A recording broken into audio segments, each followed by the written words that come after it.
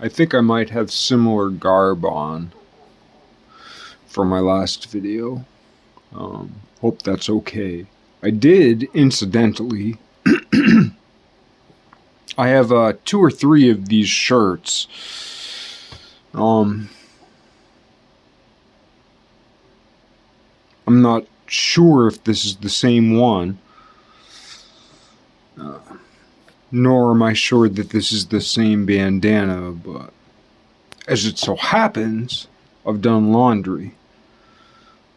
Maybe even a couple times since my last video. I don't know.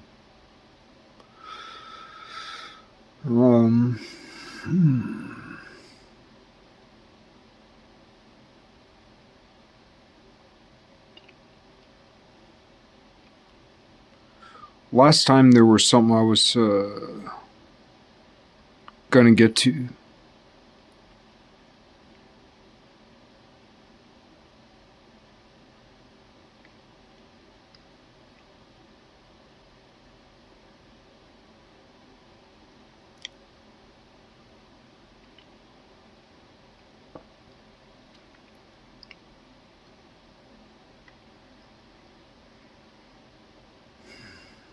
What if, right, say we die, we go to heaven. There's however many billion people in the world today, and there have ever been however many billions of people in the world.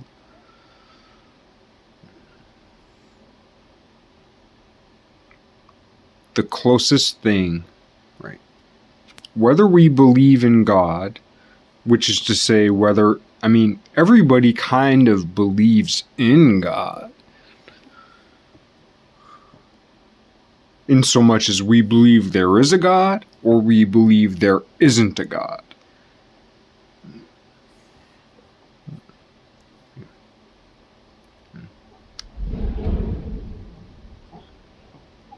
I don't know if you heard that. That was the train next door slamming. Across the street, rather.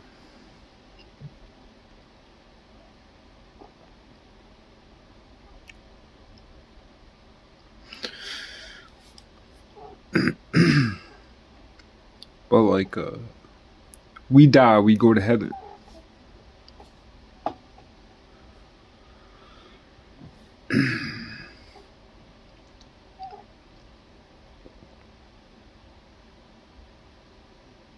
And heaven is where God resides. God resides in heaven. God is beyond time. Therefore, where God resides must be at least partially beyond time. Perhaps God is the perfection of timelessness altogether. But if we consider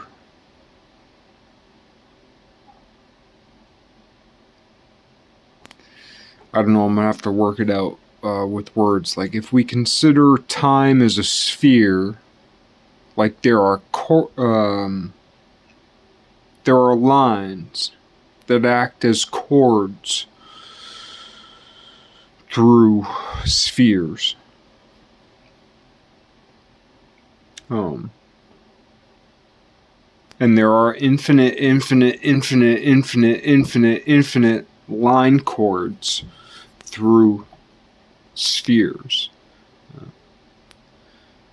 But a quote-unquote chord, like a line that pierces a sphere and travels directly and perfectly through the center of the sphere, as a special case of a chord, is the diameter of a great circle. I think that's what they call a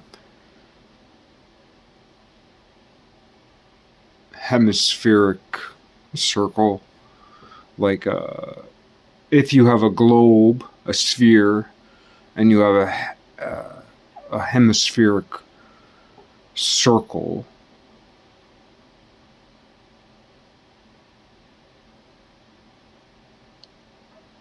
then a line from one side of the circle to the other through the center of the circle, center of the sphere, would be a diameter, which is twice the radius. It's amazing how many big words you can throw into what is essentially the simplest. What is the simplest idea of order? What is the simplest idea of order? A point,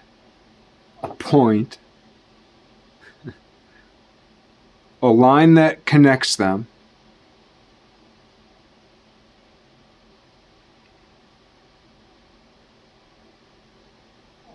in every direction.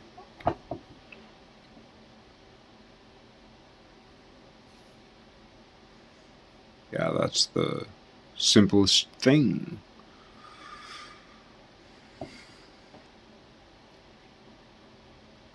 But anyway,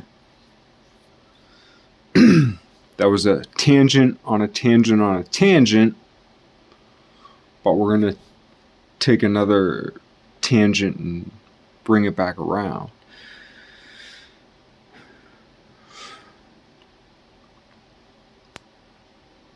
Like if we, for those of us who believe in heaven or aim for heaven or pray to heaven, it's funny, like where is God? Well, he's here, he's not here, kind of here, this, that. How is God here? God came to the world as his own son.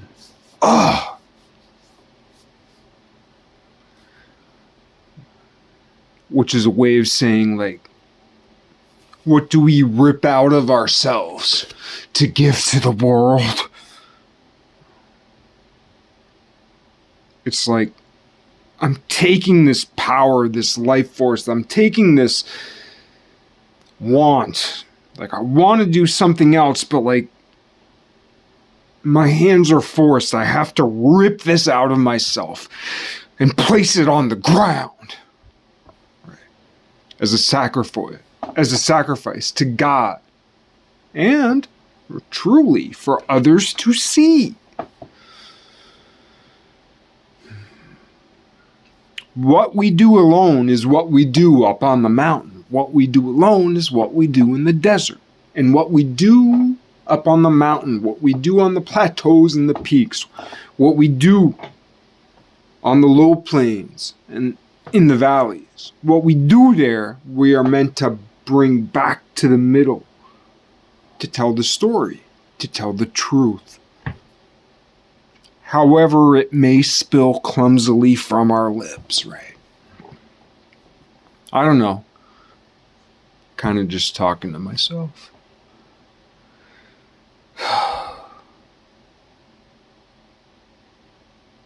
But imagine if we do die. You're watching this tomorrow, though I'm making this today.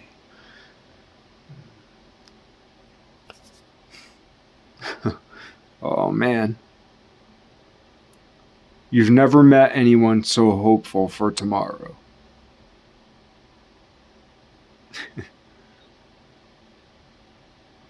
In some way, that song, Tomorrow, from the movie, the musical, Broadway show, the movie, musical, Broadway show song, Annie, tomorrow, tomorrow. It means one thing in the context of the play and the movie, but in another sense, like inversely. The inverse meaning of that song at a deeper level is like, tomorrow never coming, baby. Do your shit now. What you gotta do? Yeah, do it now. Putting off to tomorrow is a death sentence, right? Now, I'm not saying that because I've conquered that concept. I recognize it as I perish.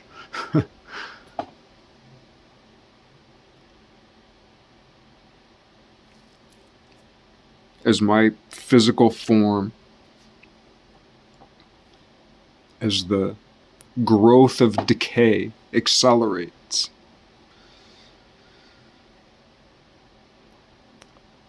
In the material world,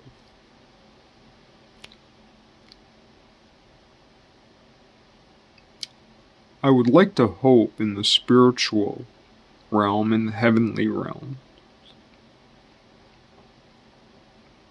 my spirit grows. I might be deluding myself, and I have to prepare myself to perish, even in the spiritual realm.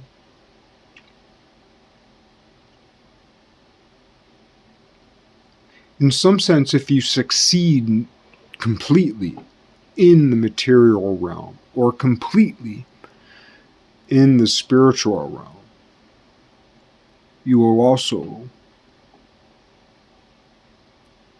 succeed in the eternal realm.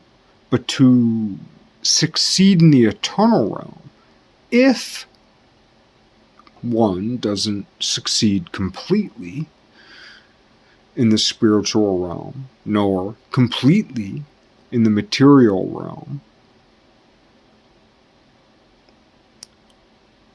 then one might be lost unless there's proficient, sufficient, excellent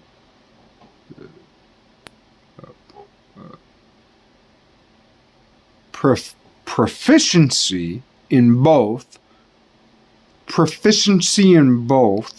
or perfection in one or the other. It's just a very loose lay analogy, metaphor, simile. Whether we use like or as, or whether we don't, because of the way grammar transmutes between languages, metaphor and simile.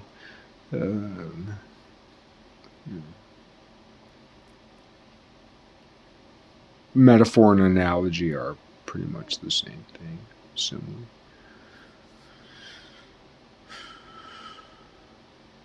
What I was trying to get to, I'm sure I've lost all the itching ears. So there might be a third of you among us. Welcome to that third of... There's one person who will ever watch this, and only a third of that person is paying attention. Welcome! Welcome, ye 33.3, repeating. Welcome, welcome, welcome.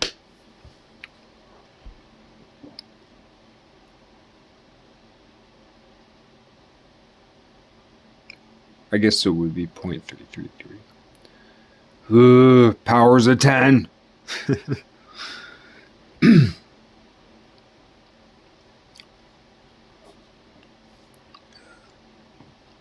So we die.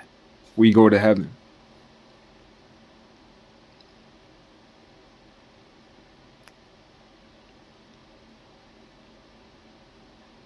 We go to heaven. We become eternal. We become a saint. Now, I'm not in any church. I'm a horrible sinner. I don't sin as much as I used to, but I've sinned so horribly that even scaling it back 90%, I'm still a horrible sinner. Right.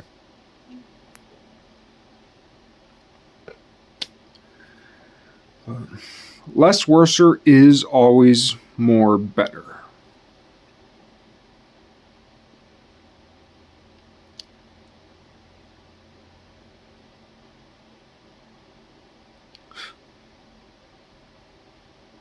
There's position, and at another level there's velocity, instantaneous velocity, and at another place, another position, another magnitude of order, there's acceleration.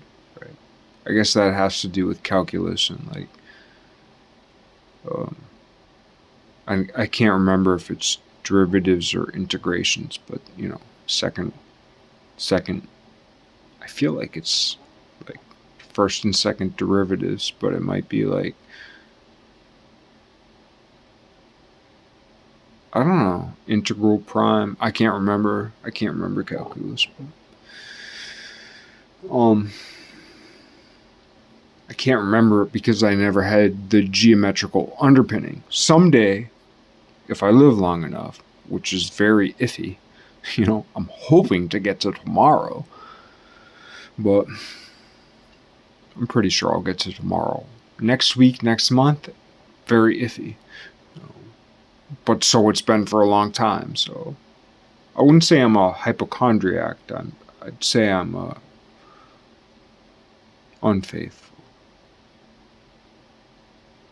and irrational.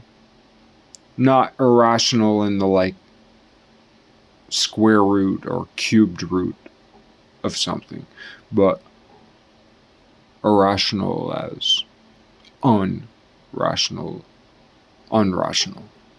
Unrational, it's kind of not a word, but it makes a distinction because we use the word rational for mathematics and we use the word rational to mean like reasonable.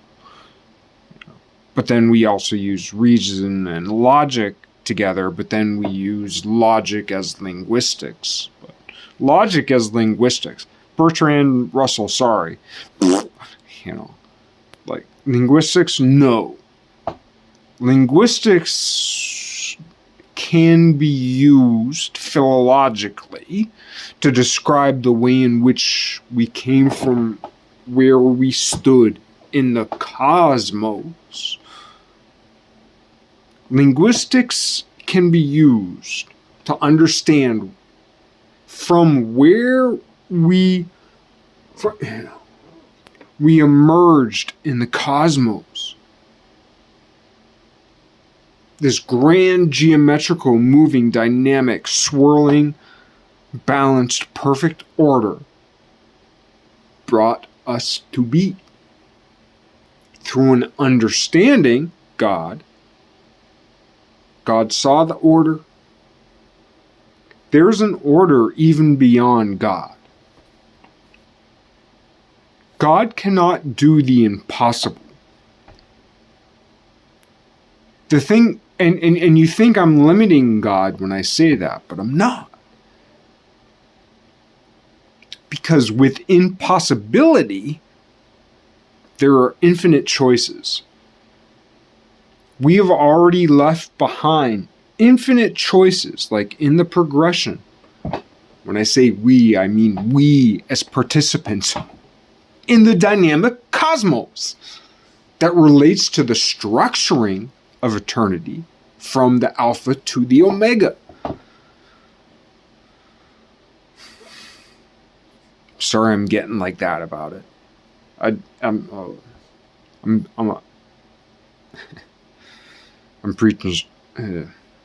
preaching to myself.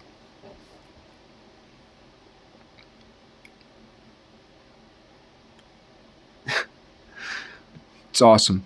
It's taken me 19 minutes to get to what I was getting to, trying to talk about something I said in my last video.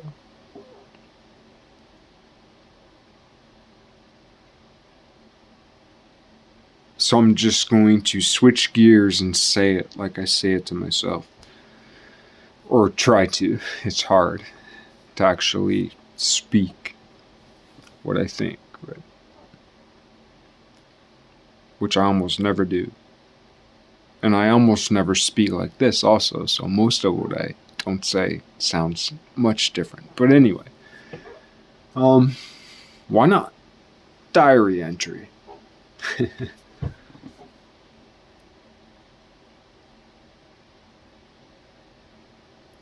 We die. We go to heaven. Heaven, as the pinnacle of heavenly realms. Heaven is that which exists from the Alpha to the Omega.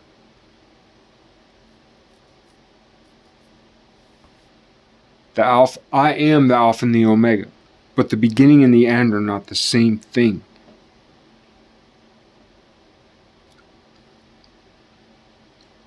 The Holy Spirit grows through time. And in a sense, that's what grows God to the Son.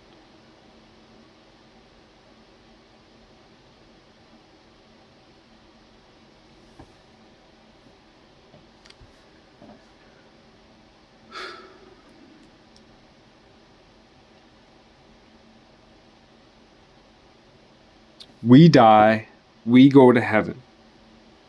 Heaven as the perfection of heavenly realms. Heaven as which the army of heaven, the army of angels, the army of Christ surrounds and protects the innocents. There are those born into the world, human beings, not only human beings, but mostly. There are those born into the world of such perfection, their purity is so loving, so kind, so childlike, right?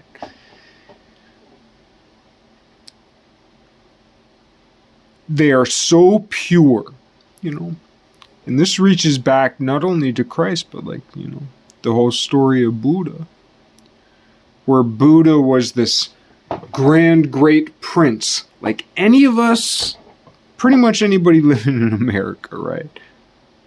We decry the 1%. No. Pretty much, if you have a cell phone, you are the 1%, more or less, right?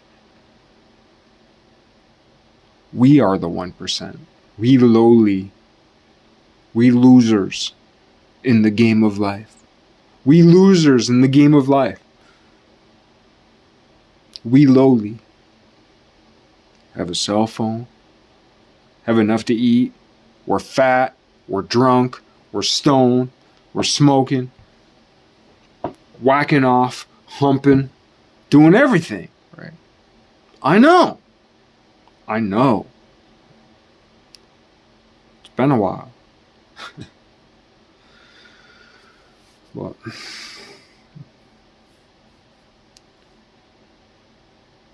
I don't know.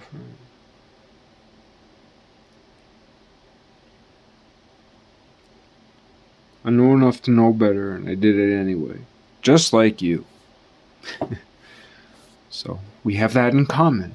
All right, what can we do now? In a better spirit.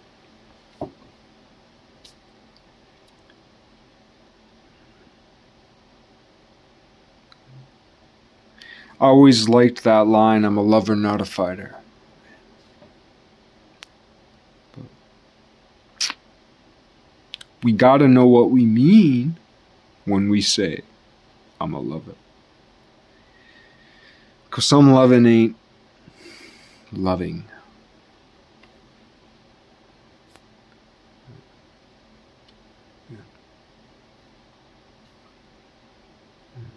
I'd rather die at the hands of love than at the hands of hate, for sure. I'd rather be a lover than a fighter. But what we need to recognize is, yeah, what a way to go. I died by my dick instead of my fist. But dying's dying.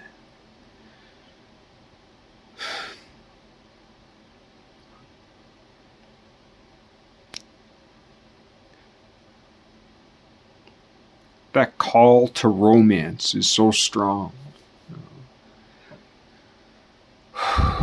I know I'm a crusty old fellow now. Maybe I was born a crusty. Maybe I've always been a crusty old fellow. Just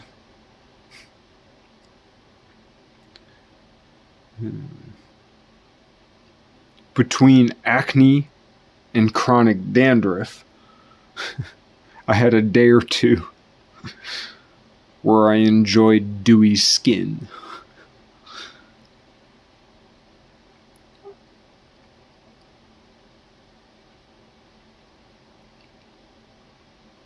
Anyway, what I've been trying to get to is like, what if we die, we go to heaven, we become eternal, like the heaven of heavens, not just atemporal, not just skipping through time, not messenger, archangel, Hermes shit, full on, full blown,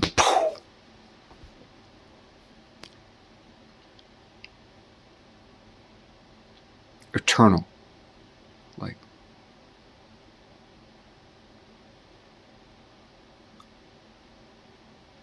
Next to God, the right hand and the left hand of God. What if we became that high, above, way above? Like, sometimes people say that like humans are above angels because, well, there are a lot of theological descriptions of why humans are in a way above angels, you know. I think simply it can be boiled down to that, like, angels are like somehow semi-atemporal projections of the geometry of the expressed God in time. Like, we are the expression of God in time. God is God eternal, though eternity is structuring over time. Except eternity makes leaps. It's just that everything in between existence. So in the Gospel of Mary, when Yeshua ben Yosef says, what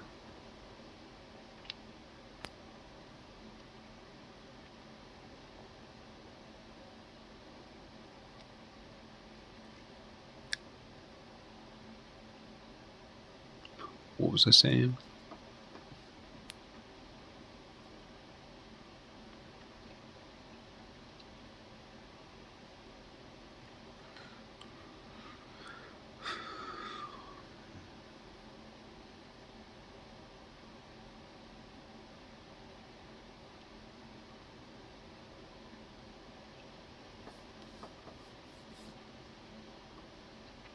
Yeah, I think I'm getting too far off track, but yeah, definitely the Gospel of Mary, not the Gospel of Mary Magdalene, the Gospel of Mary. Whew. Apocryphal, oh man, probably the greatest, the most pivotal words ever written. I mean, I'm a big fan of Sejong the Great because of what Sejong the Great did for his people. Man, there's hardly a man that can be historically noted, man or woman, that can be historically noted for exacting in space and time. Such a gift is Sejong the Great.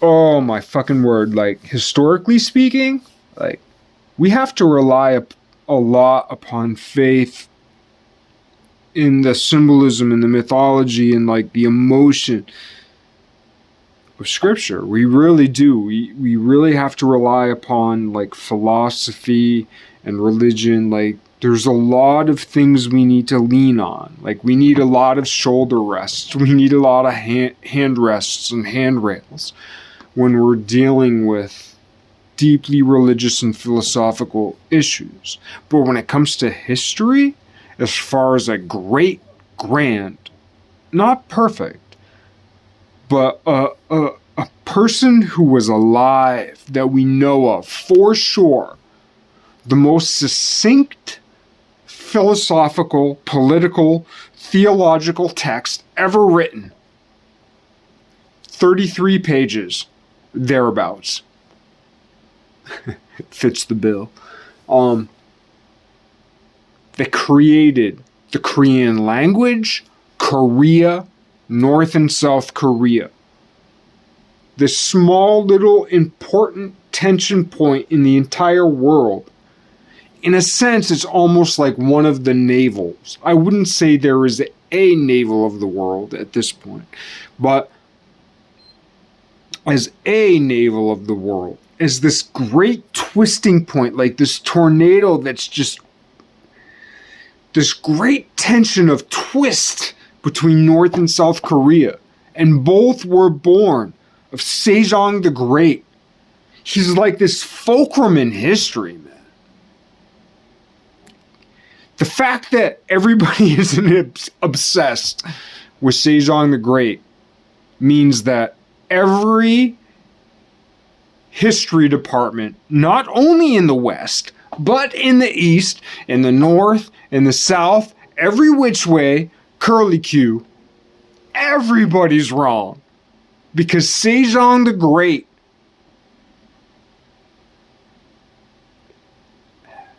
historically speaking, right? I mean, people are going to hate me for this shit, but like, he's so fucking important. Sejong the Great is so fucking important. I don't care what religion.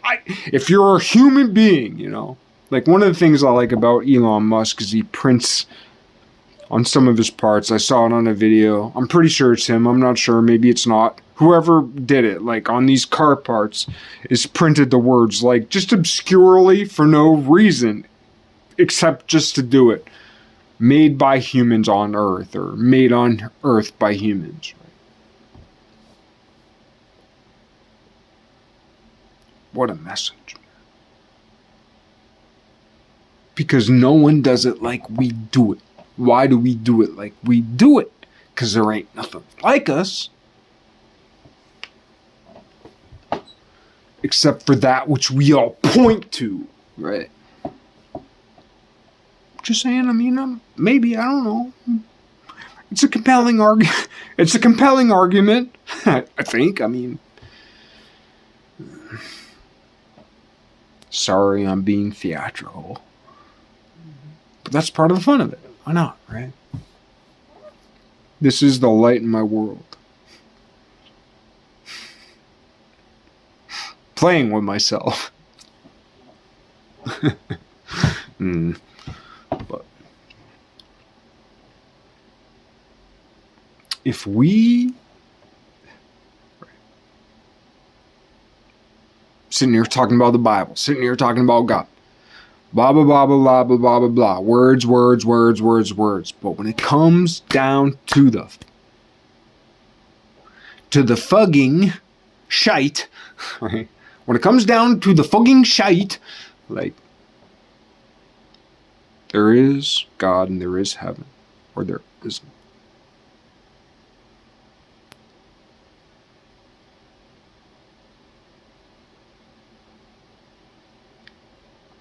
We believe in heaven. So let's just set that as I think in math they call it a lemma. It's like, we're not going to argue for the truth of this statement. We're just going to say this statement is, let's go from there. It's been very useful in mathematics, and mathematics is the most rational thing that there is, even more rational than physics, even more rational than chemistry, though actually it's kind of a feedback loop. Ultimately, at the end of the day,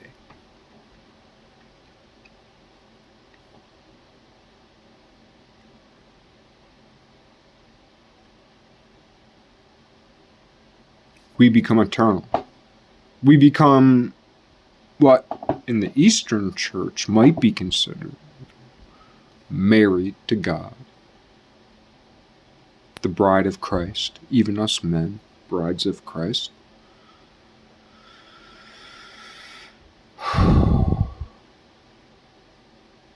Father and husband to Mary, brides of Christ, father and husband and child of Mary, 3 in 1.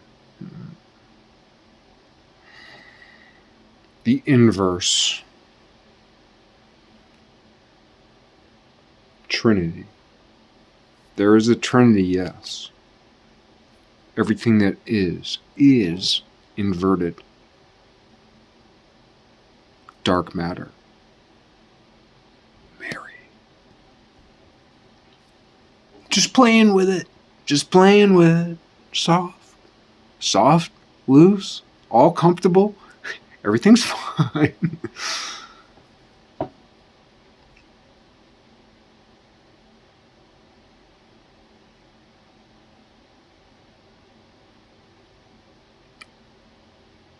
What if, just what if, what if you,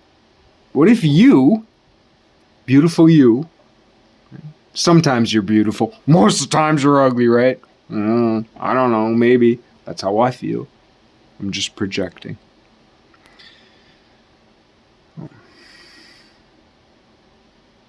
But you crave God. You crave heaven. You crave the good. And as you get older and older and older, it intensifies. Again, I'm just projecting. I want the good. I want the good. I want the good. Yet I die. I die. I die. And I have not died to the flesh. I've died to the good. I have died. I have deadened, but I ain't dead yet. I can feel now my body decomposing. I'm old enough now where I can actually feel it. You can't see it, especially now as I'm smiling, rosying my cheeks, But this is my fun. This is my playtime. This isn't the rest of the day when I'm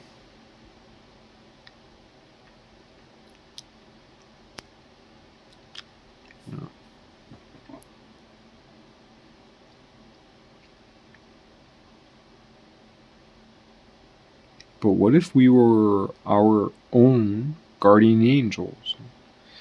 I guess I'm only talking to people who believe in God or, at least want to.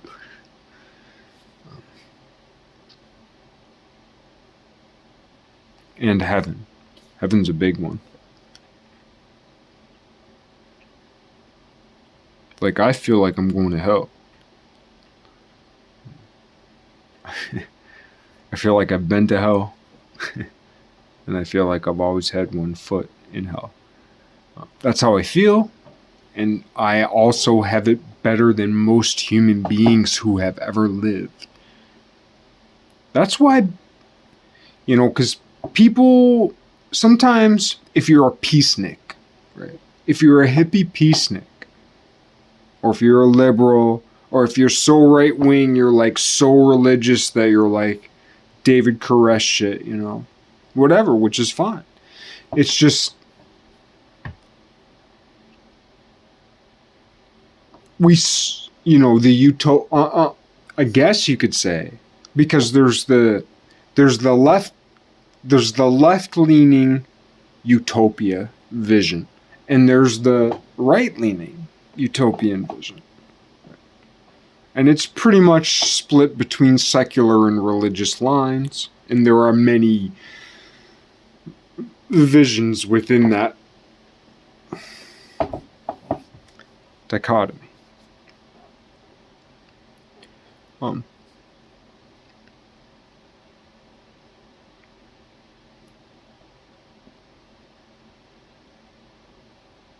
But to want a really nice and good future that is so good. But to force it on today is so short-sighted. And I guess in my own small way, I am pushing. I'm keeping quiet, the lowest profile I possibly can. I'm trying to be a sniper through time. And rely upon the magic behind algorithms. Because this person writes this algorithm. This person writes this algorithm. Things are adjusted. Things are pumped up and set down at a mass scale, but on a micro scale. There are people who make videos that nobody watches. And then you make one video. Say you make 1,000 videos. And then one video you make get watched by 3 people. And one of those 3 people is so inspired by what you said on that one day, out of context, for whatever reason, that it lights a fire under their ass. And they write the book, the next book, that not just makes an impact, not just writes a page in history, or art history, or military history, the history of philosophy and science, or the philosophy of history and science, or whatever. Like, someone so unique and spectacular shines a light, even if imperfectly, on something of interest to be looked upon, a mystery. Anybody who wins a Nobel Prize, or any prize whatsoever, it's not always because they came up with a solution to a thing, but they came up with a solution to present the mystery. Oh, why was the Da Vinci Code such a huge event? Why was Harry Potter such a huge phenomenon?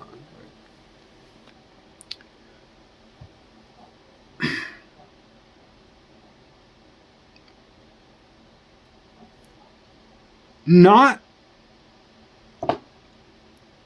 totally, not completely, not wrapping up the mystery,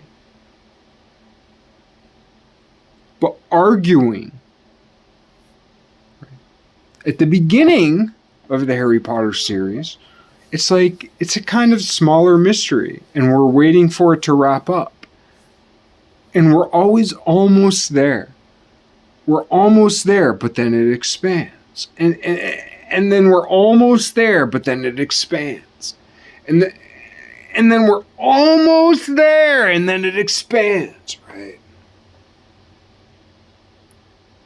The love for it is falling in love with the arguments, with the notions, with the impressions, with the influences, like, of the true mystery.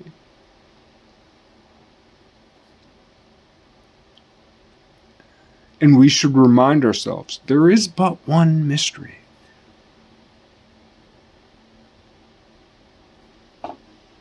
Like water going down a drain, there are many paths, there are many routes. But everything, no matter where it is, even if it exists apart from each other, at the very least share in the same or a very similar dynamic shape.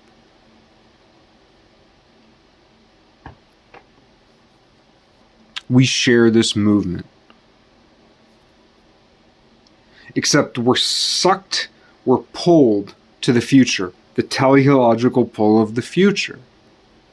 The teleological pull of the future, of the want, of the omega point, of the conclusion, of the primal cause, the prime notion.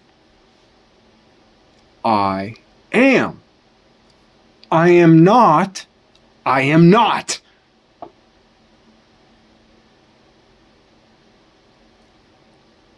Comma, or semicolon. I am! Exclamation point! That's God. And God did it in complete and total fucking darkness. Nothing. No one. Nothing. Not even a notion of anything. An infinite dark dream.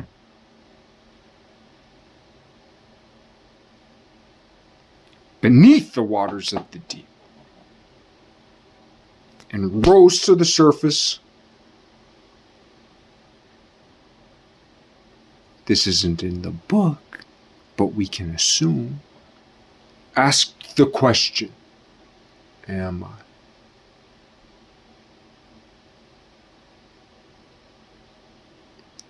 And it reflected upon,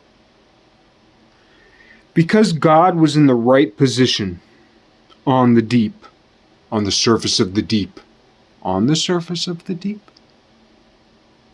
even 1 point away from a point on the surface of the deep, is exaltation among the plane of existence, of being.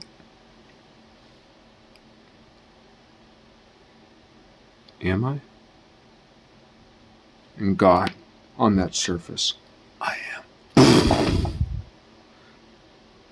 Big Bang.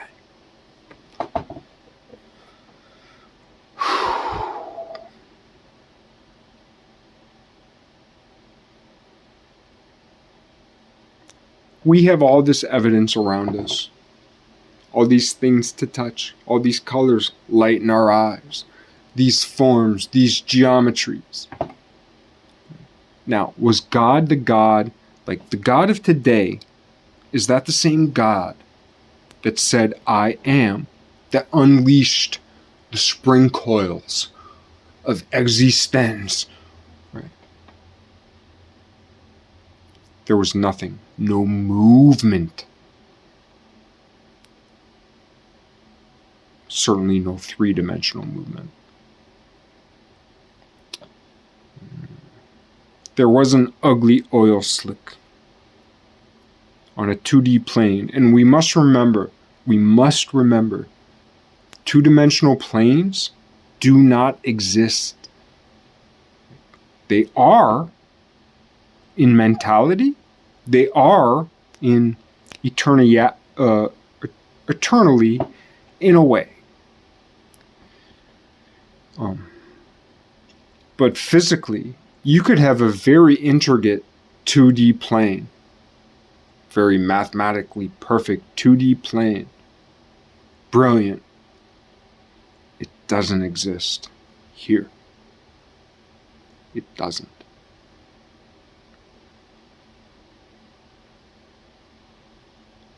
Depends what we mean by 2D.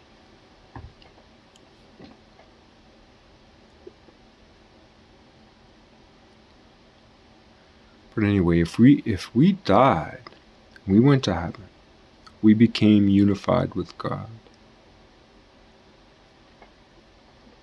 You could say angels, that's not quite right, but angels, archangels.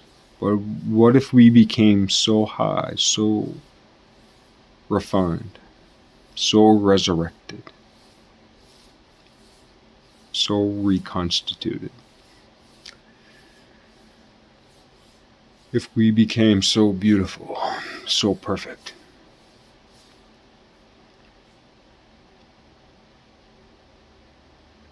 we would be atemporal and eternal as God. We would reach in time behind ourselves.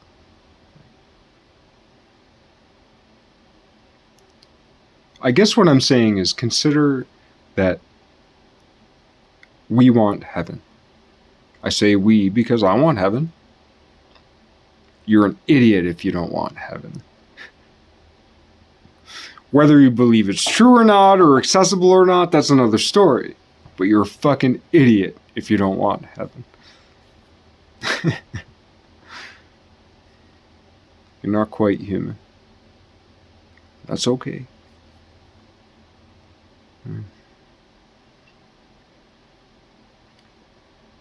I'm not quite human, so I'm not judging. I hope to become human, because once I'm human, I can become God. Beside God, in the realm of God, like God, a little God, not God. I'll never be the first,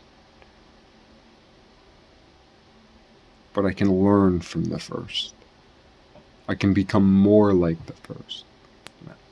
I am the last. I mean, I'm the biggest dumpy, ding-a-ling, do-wrong, dipshit, dung heap, dildo, douchebag. Like, I'm just the worst guy. You know? But, like, say my light goes out and I don't get there. You know? It's still worth working for it. Because it's true. I might be dissolved, extinguished, eradicated, erased, deleted. Altogether. My eternal soul may not reach communion with the Most High in heavenly realms.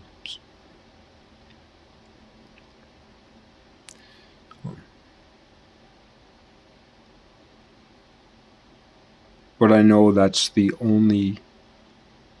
is the goal, populating heaven with saints. Populating heaven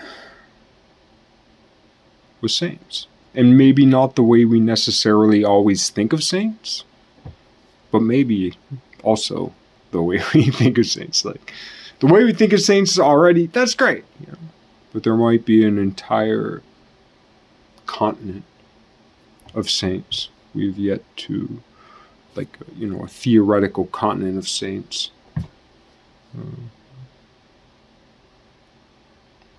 That we've yet to conceptualize, acknowledge.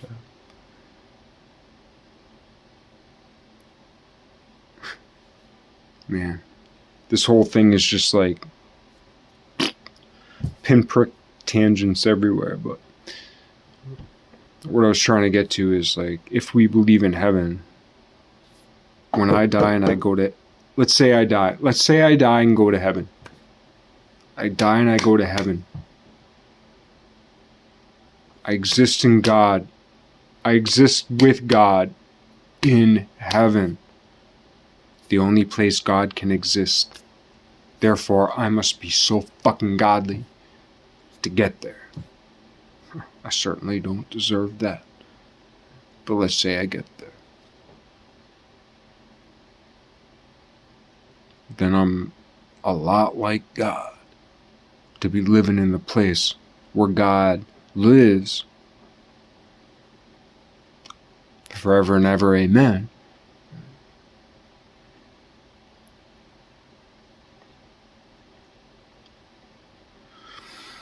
So it's not you don't have to step very far to get to, hey, wait a minute, I'm eternal like God.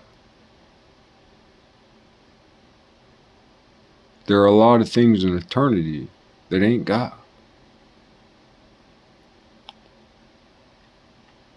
But I'm so much like God, I'm in heaven in eternity, like God. Jump across time, jump across space, do different things. You know. So what if we were our own guardian angels?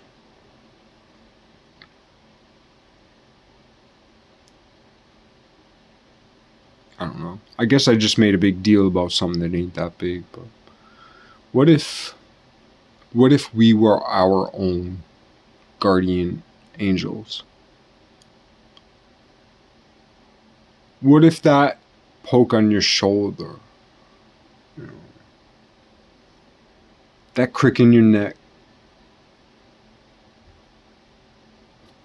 that loud sound in your ear, that sparkle in your eye? What if that thing that distracts you or pulls you or tells you or cripples you or exalts you, what if that's you? What if that enigmatic stranger you see for a second and a half, half a second, second and a half, What if that's you, already dead, already resurrected,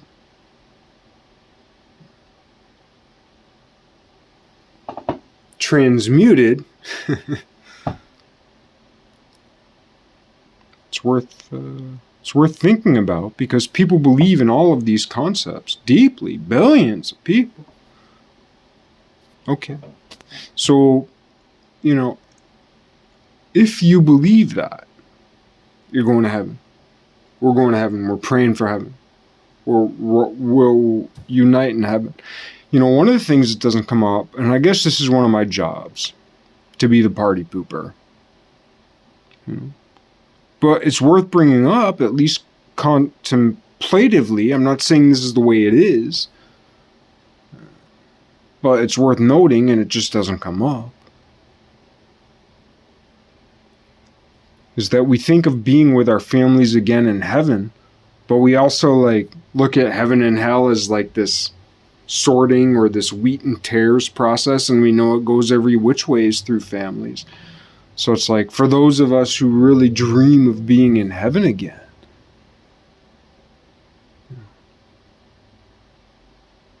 what if you won't be in heaven with your child because either you or your child did something so bad that you or them are in hell? It's a terrible thought, worth thinking for those who can stomach it, which isn't many people.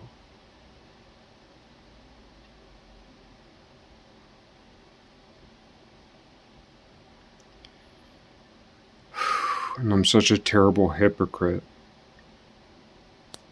for being such a horrible sinner and talking about these things like I have the authority to, which I don't. I don't have the authority to talk about these things. But I have to for some reason. Terrible.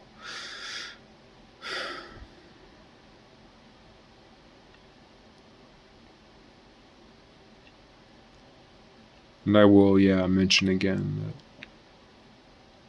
we do also have to be prepared. I think this can actually give some kind of strange hope, and it's a needed hope, because in a sense we are in the belly of the beast. We are in the bowels of the devil, so to speak, poetically, metaphorically, if not for real, maybe for real. Let's play with it.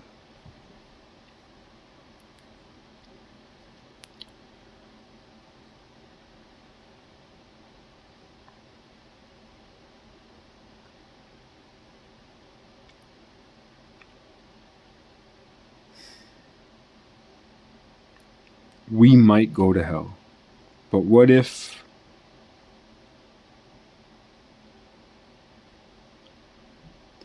we barely get to hell? What if we are the Trojan horse of hell?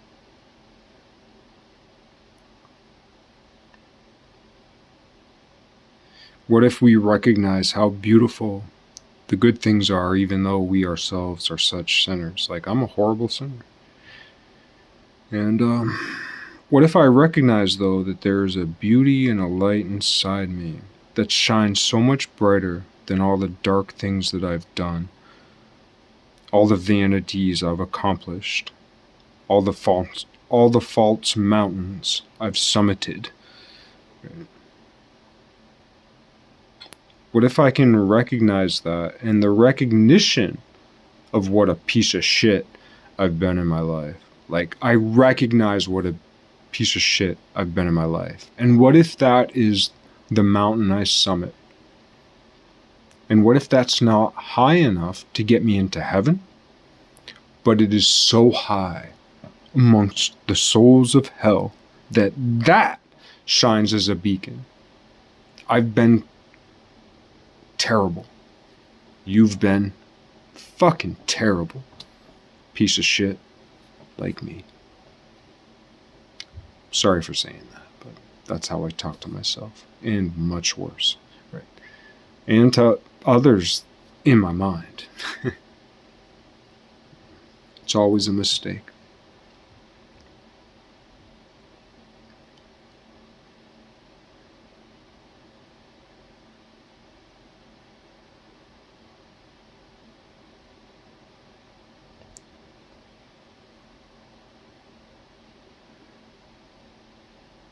If we were our own guardian angels, which we might well be when we get those notions, since my very prolonged midlife crisis,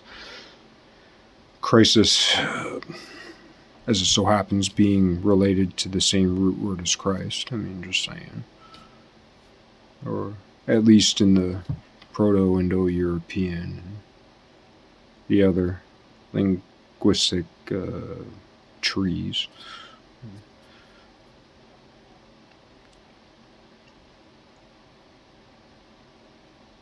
Can't remember what I was going to say about that.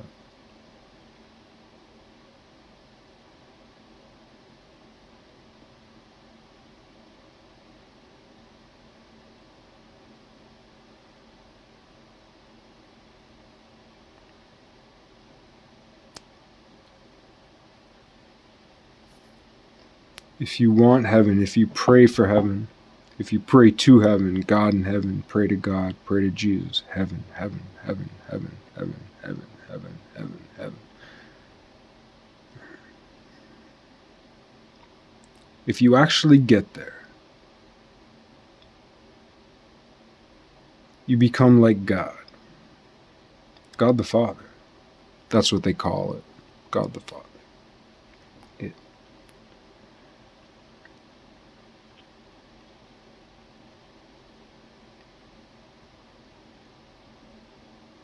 Then you attain qualities.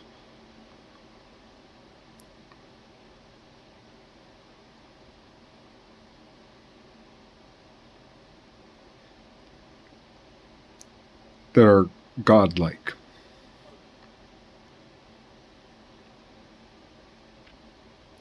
Such as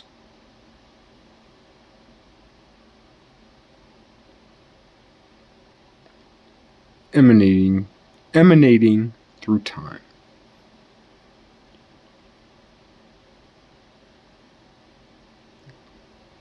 And not just you, like what if you were your own guardian angel? But like, what if your niece was your guardian angel? Like, I have a couple nieces, they don't know me at all. I hope someday they will. But to be honest, I'm such a piece of shit. I'm such a broken human being that, like, they're probably better off not knowing me. Breaks my heart to say it, but my heart's so... I mean, my heart's just been like two pieces of leather sewn together for so long that...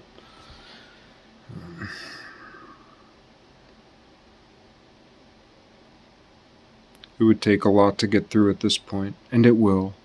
I predict within a year and a half.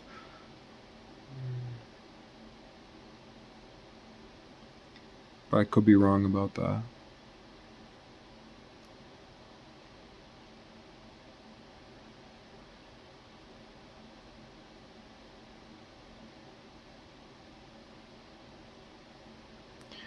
I can't remember where I was going with that.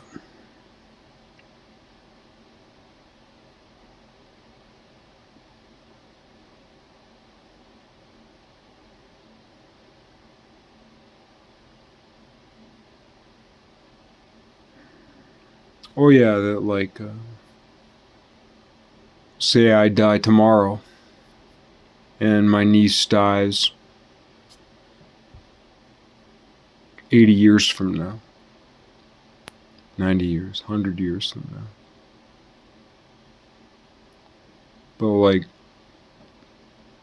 because she's so good and she enters heaven, She becomes atemporal. She becomes conjoined with the eternal in the most perfect way. Not just forever, not just atemporal, but eternal. She configures with the eternal.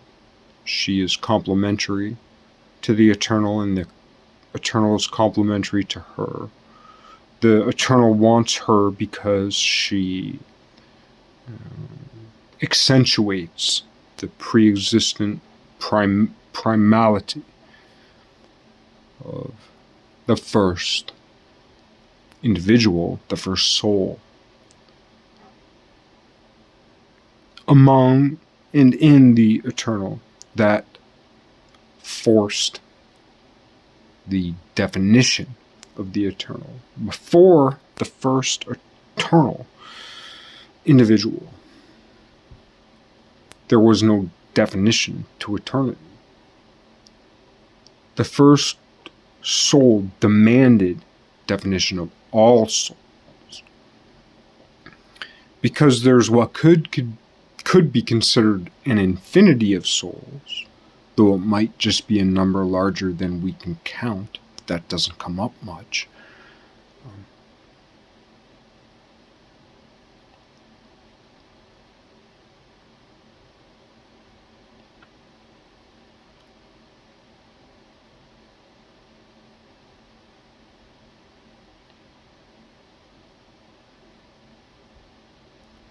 Lost my train of thought.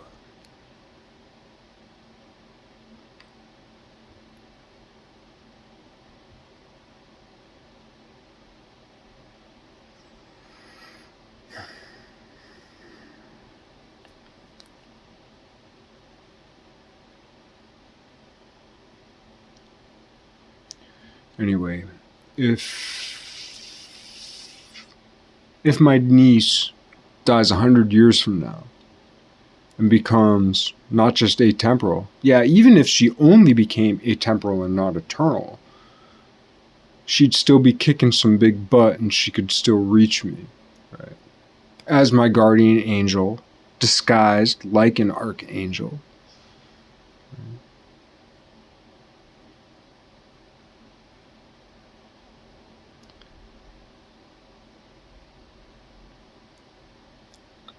Which is one of the ways we can argue as Jesus being God. You could relate it a little bit to the life cycle of the sun. And if we think of events that happen, like every event in the real world is a harmonic of the alpha and the omega. Every event, everything that's important that happens in the real world, on earth, in history, media, news, or in your life, whatever, it's like it's always some kind of harmonic between the beginning and the end.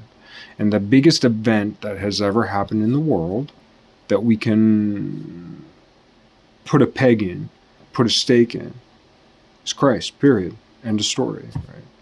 I guess really could actually maybe expand that. I mean, definitely Abraham. That's actually the biggest spike in the world. But so far as trends go, like, yeah, even in Islam, well, Islam's huge, yeah, and Jesus is there too. And when Islam gets big enough, it's not like Christianity's going to go away. They might overtake them for a while, but it ain't going away. And then when the arguments come together, boom, boom, boom, boom, boom, boom, boom. And the Gospel of Mary is going to play a big part. I believe it's dated to 200 AD or maybe 300, between 200 and 300 AD, but that's really early, and it definitely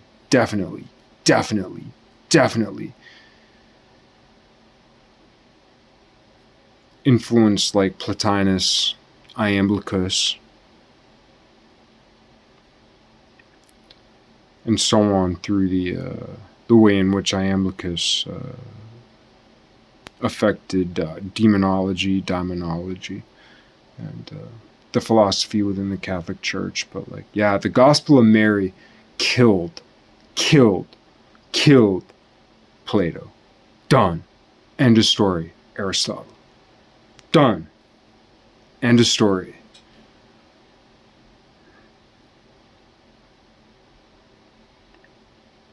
The Gospel of Mary is what enabled. There would have never been, without the Gospel of Mary, that text is pure fucking perfection. It's like the fulcrum that all of history sits upon.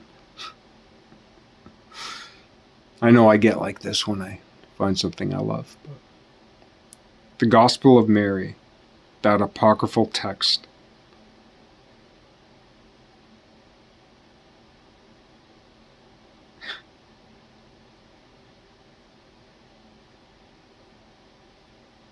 it's one of the greatest things ever made.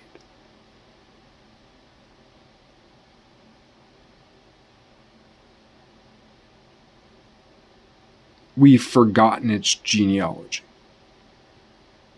where it came from and where it went. And I'm telling you, the Gospel of Mary is a short text, just like what Sejong the Great wrote. And they're like pairs. Like the two most beautiful, short little itty bitty things ever written that changed everything in the world. There wouldn't have been a Plotinus, and calling Plotinus students Neoplatonists is the biggest, pardon my Francois, biggest bunch of bullshit ever.